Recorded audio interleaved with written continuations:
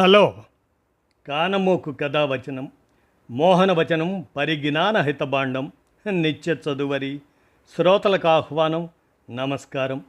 చదవదగునెవరు రాసిన తదుపరి చదివిన వెంటనే మరువక పలువురికి వినిపింపబూనిన అది ఏ పరిజ్ఞాన హితబాండమౌపో మహిళ మోహనవచనమై విరాజిల్లు. పరిజ్ఞాన హితబాండం లక్ష్యం ప్రతివారీ సమాచార హక్కు. ఆస్ఫూర్తితోనే ఇప్పుడు వర్ధనపు సుధాకర్ అందజేసినటువంటి ప్రపంచ ఆదివాసీ ప్రజల దినోత్సవం ఆగస్టు 9 అనేటువంటి అంశాన్ని ఇప్పుడు మన కానమోకు కథావచన శ్రోతలకు మీ కానమోకు స్వరంలో ఇప్పుడు వినిపిస్తాను, వినండి. ప్రపంచ ఆదివాసీ ప్రజల దినోత్సవం ఆగస్టు 9 ఈ అంశాన్ని వినండి. ప్రపంచ ఆదివాసీ ప్రజల దినోత్సవం తెగల సంస్కృతులు మరియు హక్కుల వేడుకలు. ఆగస్టు 9 ప్రపంచ ఆదివాసీ ప్రజల అంతర్జాతీయ దినోత్సవంగా గుర్తించబడింది. ఈరోజు ప్రపంచవ్యాప్తంగా ఆదివాసీ సముదాయాల హక్కులను ప్రోత్సహించడానికి మరియు రక్షించడానికి అంకితం చేయబడింది. ఈ సముదాయాలను తరచుగా తెగలు లేదా స్థానిక ప్రజలు అని పిలుస్తారు. వారు తమ భూముల్లో మొదటి నివాసులు మరియు వారి సహజ పరిసరాలతో అనుబంధం కలిగి ఉన్నారు. వారు ప్రత్యేకమైన సంస్కృతులు, భాషలు మరియు సంప్రదాయాలను కలిగి ఉన్నారు.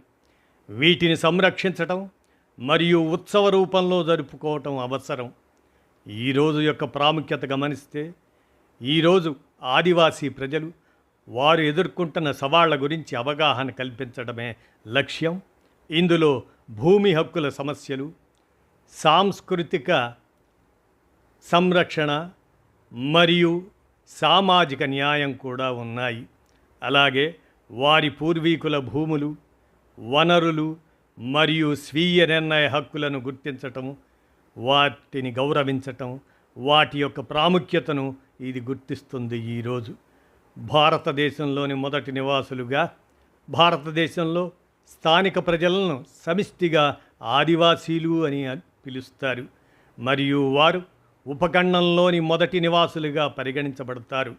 వారు భారత రాజ్యాంగంలో అధికారికంగా షెడ్యూల్డ్ తెగలుగా కూడా గుర్తించబడ్డారు.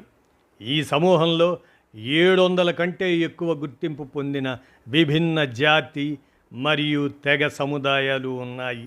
వీరు వివిధ భాషలు మాట్లాడుతూ విభిన్న సాంస్కృతిక ఆచారాలను కలిగి ఉన్నారు.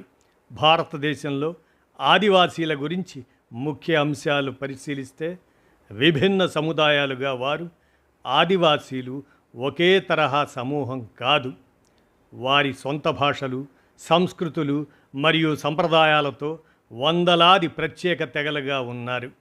భౌగోళిక విస్తరణ పరంగా చూస్తే ఆదివాసీలు భారతదేశం అంతటా నివసిస్తున్నప్పటికీ వారు ప్రధానంగా మధ్య మరియు ఈశాన్య ప్రాంతాల్లో కేంద్రీకృతమై ఉన్నారు. మరి రాజ్యాంగ గుర్తింపుగా పరిశీలిస్తే, భారత రాజ్యాంగం షెడ్యూల్డ్ తెగలకు ప్రత్యేక హక్కులను గుర్తించి వారి హక్కులను రక్షించడానికి మరియు వారి సామాజిక ఆర్థిక అభివృద్ధిని ప్రోత్సహించడానికి ప్రత్యేక నిబంధనలను భారత రాజ్యాంగం అందించింది. చారిత్రక సందర్భం గమనిస్తే, ఆదివాసీ అనే పదం వారు ఇతర సమూహాలకు ముందు ఈ భూమిలో మొదటి నివాసులుగా ఉన్న చారిత్రక హక్కును ప్రధానంగా తెలియజేస్తుంది.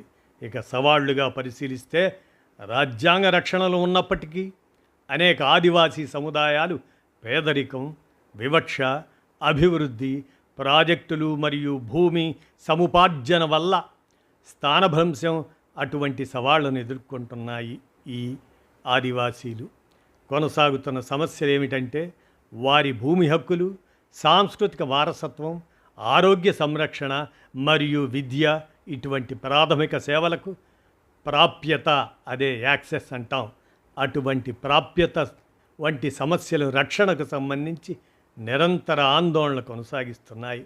ఇక స్వీయ పాలన పరిశీలిస్తే, భారత రాజ్యాంగం ముఖ్యంగా ఈశాన్య ప్రాంతాల్లోని కొన్ని తెగ ప్రాంతాల్లో స్వీయ పాలనను 5వ మరియు 6వ షెడ్యూల్ ద్వారా అందిస్తుంది రాజ్యాంగం. ఇక విభిన్న పదాలను పరిశీలిస్తే ఆదివాసీలను తెగలు, షెడ్యూల్డ్ తెగలు, జనజాతి, గిరిజన్, వనవాసి, వన్యజాతి మరియు కొండ తెగ అని కూడా పిలుస్తారు. భారతదేశంలో ప్రముఖ గిరిజన వ్యక్తుల్లో బిర్సా ముండా, కొమరం భీం, రాణి గైదిన్లియు, సిద్ధు మరియు కాన్హో ముర్ము మరియు తిల్కా మాఘీ ఉన్నారు. అల్లూరి సీతారామరాజు గిరిజనుల అభివృద్ధి కోసం పోరాడారు. ఆయన ఆదివాసీలు భారత సమాజంలో విస్తృతమైన సాంస్కృతిక మరియు సాంప్రదాయిక వైవిధ్యాన్ని కలిగి ఉన్నారు. వారు ప్రత్యేక సవాళ్లను ఎదుర్కొంటూ గుర్తింపు మరియు సాధికారత కోసం ఇంకా పోరాడుతూనే ఉన్నారు అని గుర్తు చేసుకోవటమే నేడు ఆగస్టు 9 ప్రపంచ ఆదివాసీల దినోత్సవం సందర్భంగా మననం చేసుకునే అంశాన్ని సుధాకర్ వర్ధనపు అందజేసిన మీదట మన కానమోకు కథ వచ్చిన శ్రోతలకు మీ కానమోకు స్వరంలో ఈ అంశాన్ని వినిపించాను. విన్నారుగా, ధన్యవాదాలు.